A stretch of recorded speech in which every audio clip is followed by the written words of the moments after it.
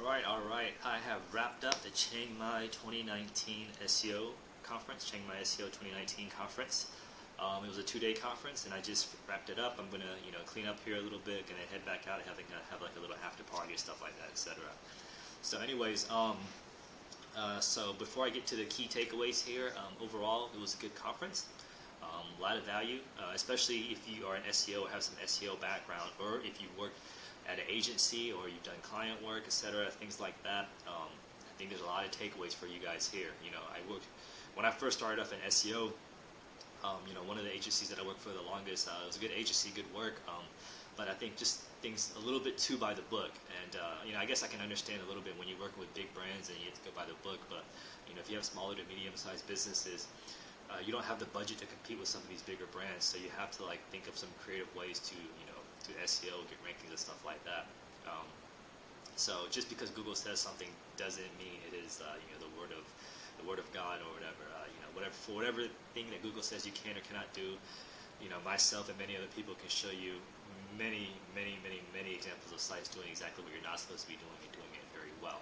So, which kind of leads me into my main takeaways. So my three main takeaways from the conference that I got from was, let me bring up my notes here, was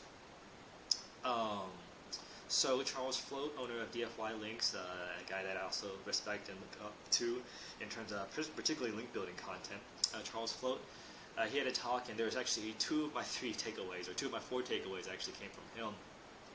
So in terms of link building nowadays, well, first the main takeaway being is high authority niche relevant links are the best type of links to go after. Even myself, sometimes I get stumped between whether I should go for more niche relevant, less authority links, or more high authority links, etc. It kind of gets tough to balance that out sometimes, as a link builder. Because clients all the time ask me, hey, should I get one DA X amount of posts, like DA 55 posts versus 5, DA 10 links or whatever? And it's really hard to answer that question, at least for me. On a side note, stop using DA. Everyone stopped using DA. Well, I know that Moz recently updated their tool, but DA, to my opinion, is not as good a metric as DR, which is Ahrefs metric, and even that is not as good as traffic and relevance. So the most important thing is really to look at is traffic relevance. However, these other links do move the needle. Anyways, before I get too off the side tangent, so high authority niche relevant domain. So, for example, if you have a site in the gardening niche, let's say you sell garden tools or you review garden tools or something like that. If you had to choose a link between businessinsider.com or the New York Sun, let me think, the Daily Mail or CNN.com or Business Insider or Forbes, if you had to choose between a link like that or something like Garden.com, you should definitely go through Garden.com. So to give you an idea of how to take advantage of this, so big takeaway is try to find high authority niche relevant links. And just a few of these are worth much more than a lot of mediocre moderate links. And for those clients who always expect tons and tons of links, 5, 10 links a month or 10, 20 links a month, let me tell you, these type of links are expensive and they are not cheap. All right, one of these links can go for as high as 3,000 or 4,000 I've seen. So just letting you know, when you come to link building, you need to have a realistic budget in mind. Treat it like advertising spend, to be honest with you. Okay, the second takeaway, foreign SEO works. You can get away with murder was his exact quote, which is something I very much really found appealing. Doing some CPA marketing, particularly in geos outside the U.S., hearing the fact that it's fairly simple to rank in foreign geos in terms of SEO is very appealing to me. Some of the takeaways were just, you can pretty much, you don't have to care about link velocity, so you can build a brand new site and send 100 links to it the first month. You don't have to care about anchor text optimization. You can do 50% exact match anchors, and it'll be fine. So hearing these things leads me to believe, oh shit, I can do SEO in these foreign niches, and it's going to be pretty much spam still works. So that is something I'm going to probably look into a little bit and explore. So appreciate Charles for those two takeaways. Third takeaway, Matt Diggity, of course, my guy Matt Diggity, who also, who was the one who ran this conference, whatever, pretty much one of the most respected names in SEO. I get all my SEO content from him. Anyways, I know a lot of people talk about building TVNs or building sites on expired domains to get ranked quicker, which is great. But he prefers a better route, which is buying an actual established site instead of an expired domain, because with an expired domain, you still run some inherent risk that it might not work. It might not work. And sometimes you might be overpaying for a link. Whatever. I don't have a lot of experience in buying in expired domains. I bought a couple of sites and built the site on expired domains, but it was only like 3 or 4 or 2 sites actually. So not even that. So I don't think I'm authoritative enough to talk about it. But the idea of building an established site already in the niche that you're looking for seems like a much better route over expired domain. So there are tons of sites. You can get sites as cheap as a couple $100 or whatever. If the site's already ranking a little bit, if it's getting a little bit of traffic, consider buying an established site versus an expired domain. And then the fourth takeaway, which is kind of like a big takeaway, and I kind of believe this idea anyways, is that everything works. Anything and everything works. There are tons and tons of talks here at this conference, and some of the talks kind of gave conflicting advice. One talk talked about, Google can't reach shit. You don't really need that good of content.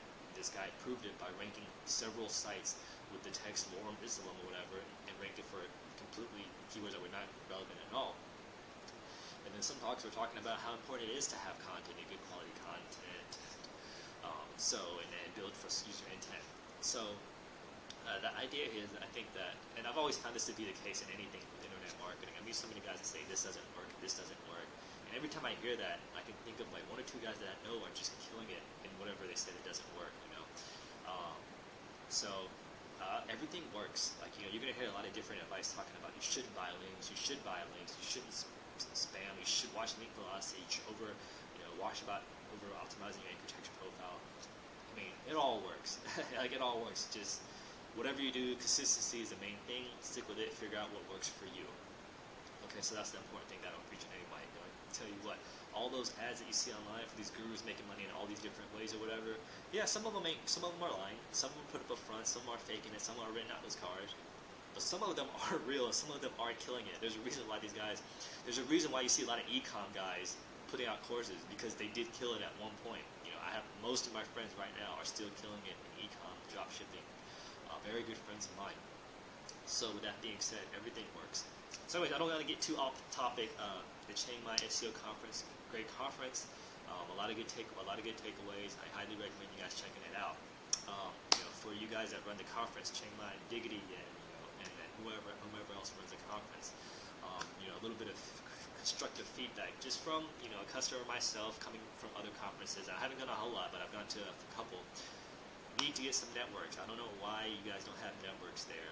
You have a ton of these SEO affiliates, and the only affiliate program they know about is Amazon or ClickBank and these other little I don't even know. I think really that's all the only affiliate programs I ever hear about is Amazon and ClickBank. It just kills me that you guys, there are hundreds, probably arguably thousands of networks out there in many different niches or whatever. Find these networks and use them instead of Amazon or whatever. Now, granted, a lot of these networks will be CPA offers, at least the ones that I know about. But there are other networks that have e-com products just like Amazon, and just go to them, and you don't have to deal with Amazon's bullshit.